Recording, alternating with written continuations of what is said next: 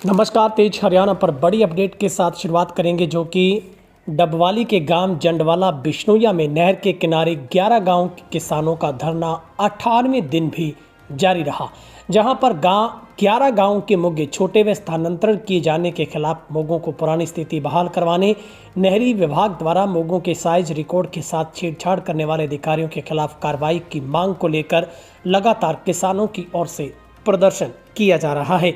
जहां पर पिछले 18 दिनों से लगातार 11 गांव के किसान नहर किनारे लगे तंबू में पहुंचकर अपनी मांगों को मनवाने के लिए रोष जाहिर कर रहे हैं।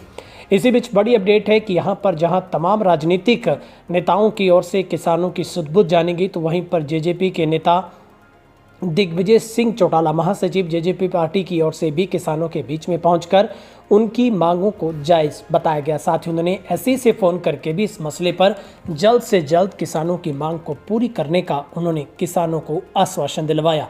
वहीं पर भाजपा की ओर से जिलाध्यक्ष रेणु शर्मा और सतीश जग्गा सहित तमाम जो बड़े नेता हैं, वो अपनी पूरी टीम के साथ किसानों के कुछ दिन पहले धरने पर पहुंचे थे। लेकिन अब सबसे बड़ी खबर निकल कर ये आ रही है कि किसानों की बीजेपी नेताओं ने लाइजनिंग करते हुए मुख्यमंत्री से सीधी बात करवाई गई है। सूत्रों की माने तो मुख्यमंत्री की ओर से किसानों की तमाम बातों को मान लिया गया और कहा गया है कि किसी भी सूरत में टेल के किसानों का हक खत्म नहीं होना चाहिए। चौटाला गांव के किसानों को उनकी टेल पर पूरा पानी मिले और इन किसानों को भी जो उनका हक, उनकी जो मांगे हैं, उन्हीं मांगों को फिर से यथास्थिति उनकी बहाल की जाए। जहां पर इससे पहले भाजपा की जिलाध्यक्ष Renu Sharma, market committee chairman Satish Jagga व विधानसभा के प्रतिनिधि रहे बलदेव सिंह मांगेना सहित तमिलाल पारिक व तमाम जो बड़े नेता हैं, वो धरने के बीच में पहुंचे थे। जहां पर किसानों की ओर से एक 7 सूत्रीय जो मांग पत्र है वो इनको सौंपा गया, जहां पर मुख्यमंत्री से बातचीत किए जाने के बाद अब अनुमान है कि नहर बंद होने के बाद ही इन लोगों को उसी तरीके से फिर से बहाल किया जाएगा। लेकिन जंडवाला किसानों की मांग है कि वो किसी का हक छीनना नहीं चाहते, बल्कि टेल पर भी पानी पूरा हो और उनको भी पानी, उनकी डिमांड का जो पानी, हिस्से का पानी है, वो मिलना चाहिए। जहां पर सबसे बड़ी मांग है कि नहर का जो बनता करीब 65 क्यूसिक पानी है, वो किसानों को हर सूरत में मिलना चाहिए। वहीं पर जो रिमॉडलिंग के दौरान स्लूइस गेट्स मुग्गों का आकार 50 साल पुरानी प्रणाली के अनुसार निर्धारित किया जाना चाहिए। नहर में बनी मौजूदा ठोकरों को यथास्थिति रखी जाए। टेल तक पानी पहुंचे, इसके लिए पीछे से पानी की पूर्ति बढ़े। नहर के पुनर्निर्माण में वी शेप की बजाय यू शेप के निर्माण करवाने पर ध्यान दिया जाए। नहर के पुनर्निर्माण में भविष्य में अतिरिक्त पानी की आवश्यकताओं को ध्यान में रखते हुए पहले से 40% से आकार को बड़ा करना चाहिए। इसके साथ ही किसानों की मांग है कि जो मोगे जिन्हें बिना सूचना के बदल दिया गया, वो पुरानी व्यवस्था में उसी साइज में उन्हें स्थापित किए जाए।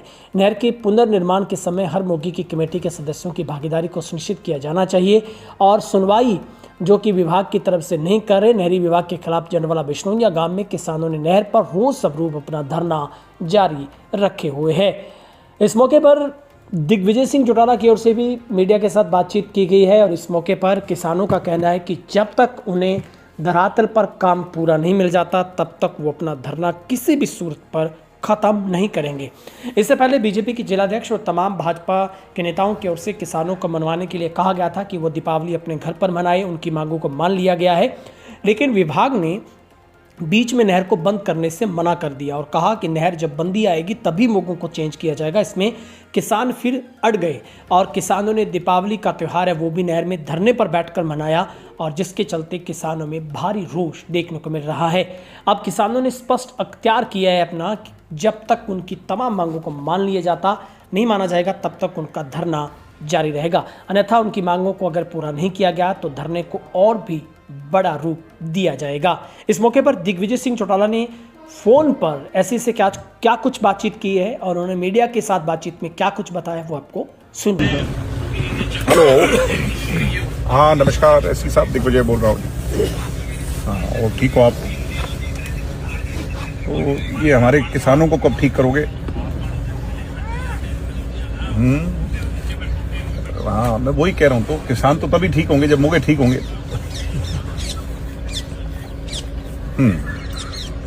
जब हम धरने पे आए थे तो मेरी आपसे चर्चा हुई थी, तो ये मोगे वाली बात, ये एंगल कौन ले आया बीच में?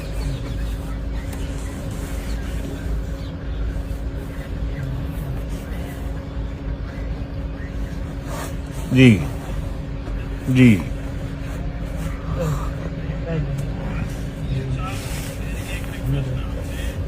जी जी जी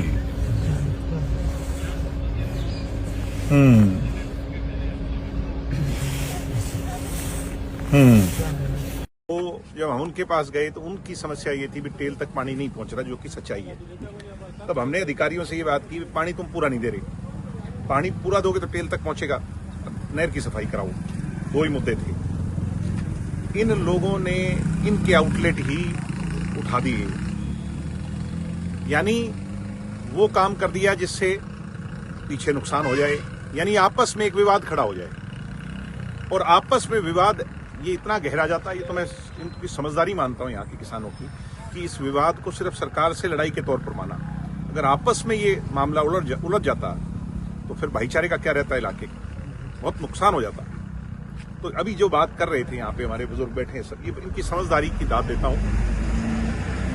उनको पूरा पानी मिलना चाहिए, वो उसके हकदार हैं, मगर इनका कम करके मिले, ये तो इनजस्टिस हो गया ना।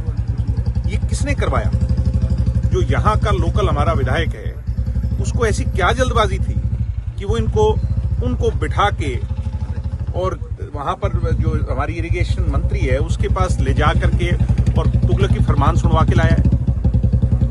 अगर इस सारे घटनाक्रम का जिम्मेवार है तो बच्चा कह रहा है कि यहां का जो लोकल विधायक है, सिटिंग विधायक है, वो जिम्मेवार है। उसकी कारगुजारी, ज्यादा समझदारी और पेशेंस ना होना, वो तो काम हो ही जाना था। जब सफाई होनी थी तो टेल तक पानी, जब हमें पूरा पानी मिलता तो टेल तक पानी पहुंचना था। तो भाई पीछे वालों का काट के थोड़ी मिलना चाहिए। सही बात है जी। यही तो हमारा सवाल है, आज सरकार के सामने सवाल है। यही बात यहाँ पर, यही तो जंग चल रही है इतने दिनों से यहाँ पर। और जो अधिकारी यहाँ पर लगाए हुए हैं वो एन भ्रष्ट अधिकारी हैं।